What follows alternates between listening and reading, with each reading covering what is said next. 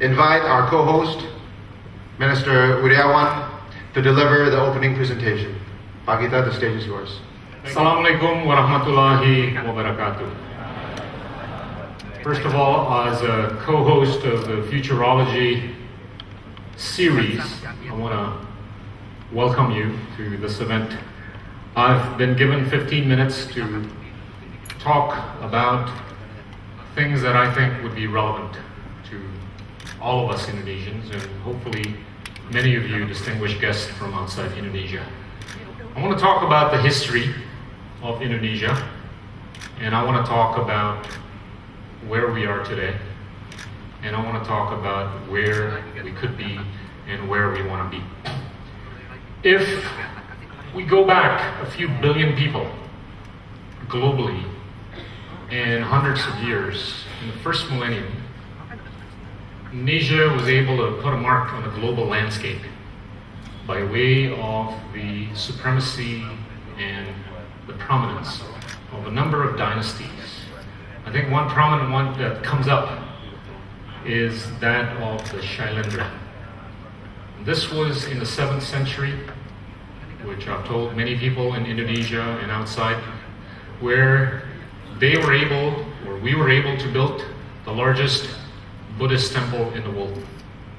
It's a structure, it's a construct that is equipped with about 6 square platforms that's topped by circular platforms and embellished with over 2,500 reliefs and hundreds of Buddha statues. And this was basically the manifestation of not only Indonesia's economy, but also diplomacy, culture, and to a lot of extent, geopolitics. And for a few hundred years, a few 100 million people later, about 7 centuries to be almost exact, Indonesia went through a reawakening. This was in the 14th century, where we had the brilliance of a patih, or a prime minister by the name of Gajah Mada. Gajah Mada was probably one of the most exemplary servants of the public, who assisted the then king by the name of Hayam Wuruk, and they were able to manifest Indonesia's economic prowess and geopolitical prowess, cultural, social, diplomatic, and what have you. Thereafter, Indonesia kind of hibernated for hundreds of years, and till the world grew in population by a few more hundreds of million. Then we kind of had a wake-up call. That wake-up call, which was precipitated by a few events of geopolitical importance, it took place in 1945, when Indonesia became independent, and it marked the end of colonialism and imperialism. Indonesia was able to show its teeth, its strength, and its desire. And it marked the beginning of a new journey. Decades later, the world was about as bipolar as we had seen it, or as many people wanted it. But then the Cold War ended about 20 years ago, when that bipolarity ended. The intuition at that time was that the world was going to be singularized, but it actually became more multipolar. Emerged the centers of power in India, in the Middle East, in Africa, in Brazil or South America, and in Asia by way of China and India and what we call ourselves Southeast Asia. Kind of looks and sounds familiar with what happened in the last 2 millennia. And Indonesia was able to grow economically, politically, although we went through some trials and tribulations. 1997 was probably the most testing trial. I was there as a banker. My salary dropped by 85% in real terms. I felt it, I sensed it. and it was felt by millions of Indonesians. We were politically, economically, diplomatically, socially, culturally moribund. But somehow we were able to wake up, and we went through an experiment called democracy. Democracy was just getting started in Indonesia with the transitioning of times and governments under the leadership of Habibie, Gus Dur, Megawati, and the maturing process just got better and better until President SBY got elected in 2004, the first ever directly elected president, who basically took on whatever took place before him and tried to shape the country. And this was in 2004, which is in the 21st century.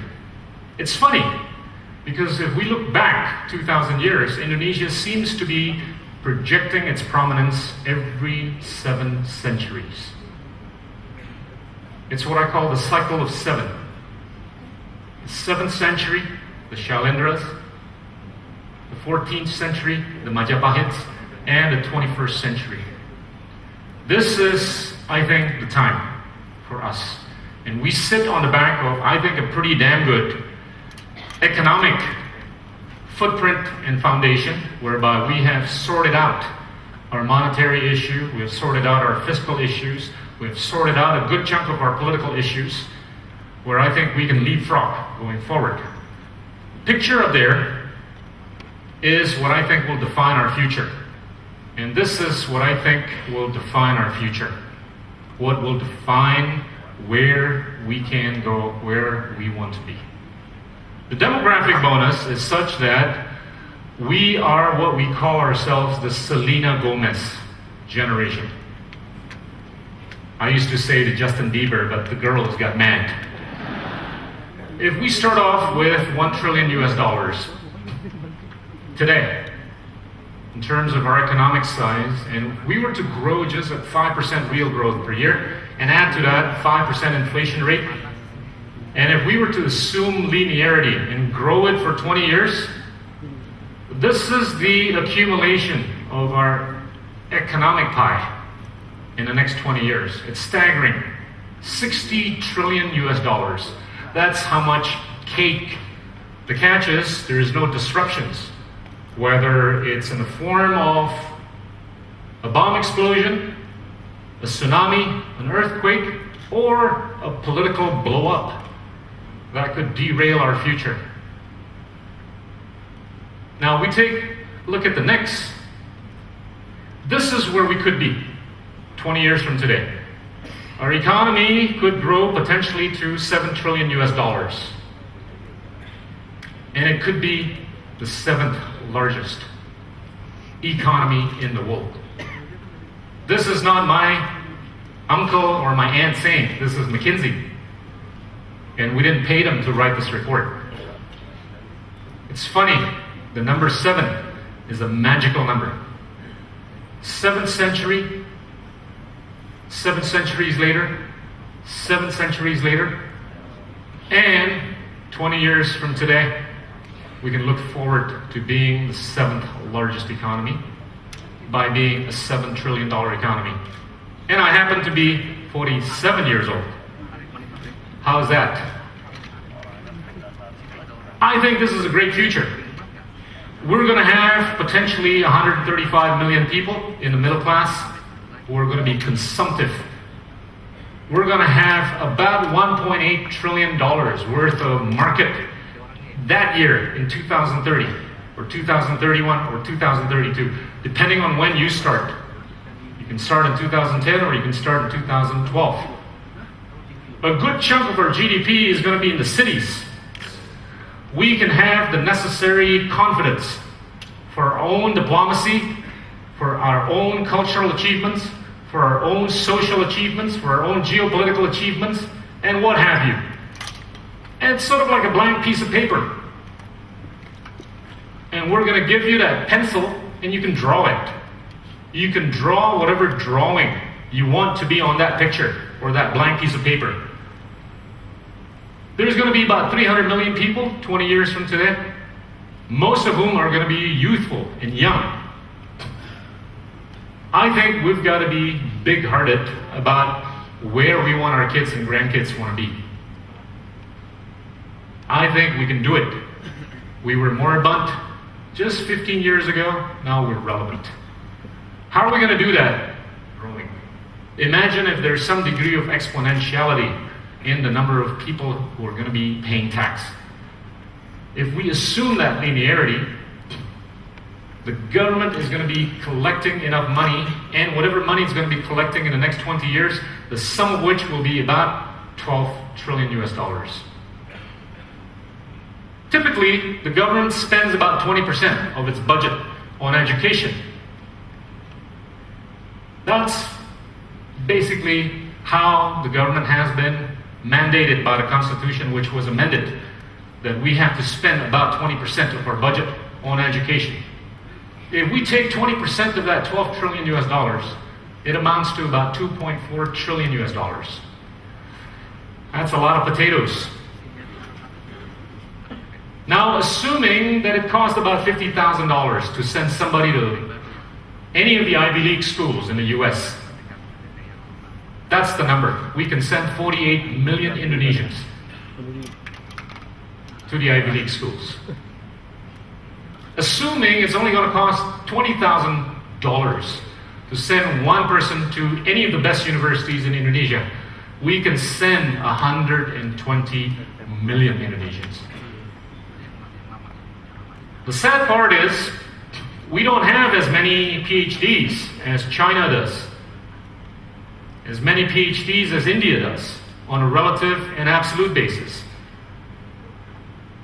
But the happy part is, we're going to have the money to do it. We're going to have the money to make sure that these millions of people will have the opportunity. It's not just about having an equal consequence, but it's about having an equal opportunity for everybody in Indonesia. And there's no reason for us not to be able to produce that consequence, that opportunity. I think we can get there. I'm optimistic. As long as we take ownership of where we want to be. The problem is, when I go around Indonesia and give lectures at the universities, is most Indonesians, they don't know how big they are. They don't know that our economy is twice the size of that of Saudi Arabia. They don't know that our economy is 4 times the size of Malaysia. They don't know that our economy is 5 times the size of Singapore's. They don't know that our economy is the 15th largest in the world. Now, there is this concept, bangga berbangsa. Kita tidak bisa bangga berbangsa kalau kita tidak mengetahui kebesaran kita sendiri. If we know how big we are, how relevant we are, that we're the 15th largest economy in the world, I think that's a damn good start. That's a start of a journey where we can start thinking big. And it takes thinking big to produce the necessary entrepreneurs, the necessary policymakers, the necessary scientists, the necessary academicians. You can't think big if you don't know that you're actually already big. And I think this can be game changed. Look at where we are in terms of our ranking in math, and how wired we are, how innovative we are. The number of patents that were issued in 2010 for Indonesia was only 3,500, give and take. 5,500 patents in 2010. You know how many patents were issued for China and Japan? About 350,000 each. That's because they've taken a view on where they want to put the money. We need to take a view on our political stickiness. Today, there's a wide diversity of our politics. Tens of parties. My view is, as we become more and more educated, I think we can not only make more choices, but I think those choices are going to be more streamlined. Whether it's an ideological choice, or an economic choice, or what have you. And there is no reason for this to be not to be further consolidated. The future of us is there. Let's not blow it. I'm here to talk about futurology, but I'm here to basically let you know that we are in a position to do whatever we can. But we can only do it if we're realistic about it. We need to recalibrate our ambitions upward, but we need to recalibrate our realism. Because with realism, I think we can even better and faster achieve our ambitions. Ladies and gentlemen, thank you so much for your time and patience. Wassalamualaikum warahmatullahi wabarakatuh.